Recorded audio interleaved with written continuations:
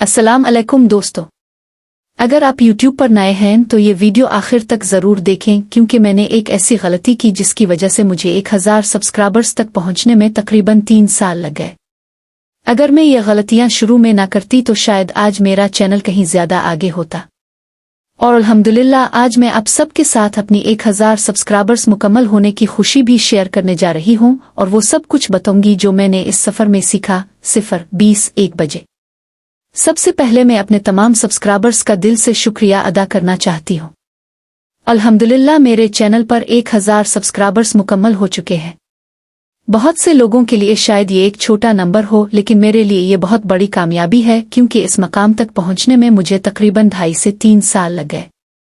इस दौरान कई बार ऐसा लगा कि शायद अब चैनल नहीं चलेगा, कई बार वीडियोस पर व्यूज नहीं आए, कई बार मेहनत के बावजूद रिजल्ट नहीं मिला, लेकिन मैंने हिम्मत नहीं हारी और मुसलसल सीखती रही।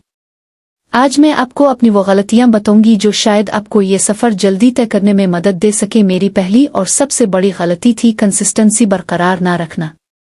मैं कभी बाकायदगी से वीडियोस अपलोड करती थी और फिर कई दिन कई हफ्ते का वक्फा आ जाता था।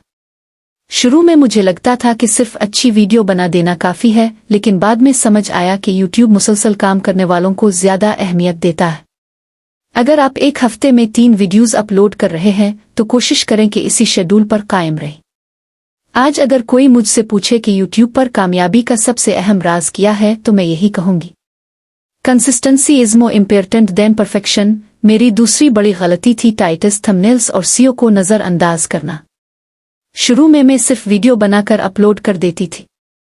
मैंने ये समझने में काफ़ी वक्त लगा दिया कि लोग पहले आपका थंबनेल देखते हैं, फिर टाइटल पढ़ते हैं और उसके बाद वीडियो पर क्लिक करते हैं। अगर थंबनेल कमज़ोर हो तो अच्छी वीडियो भी नहीं चलती, और अगर टाइटल ऐसा ना हो जिसे लोग सर्च कर रहे हों तो वीडियो तक नाज़रीन पहुंच ही नहीं पाते।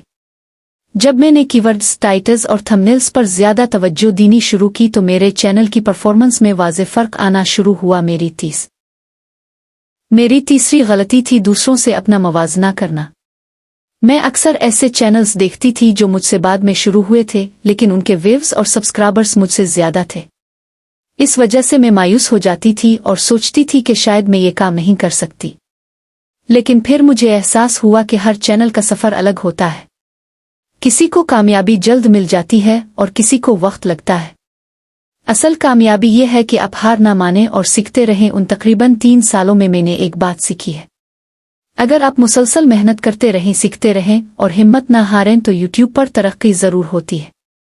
शायद रफ्तार सुस्त हो, लेकिन अगर आप रुकते नहीं तो मंजिल ज़रूर मिलती है।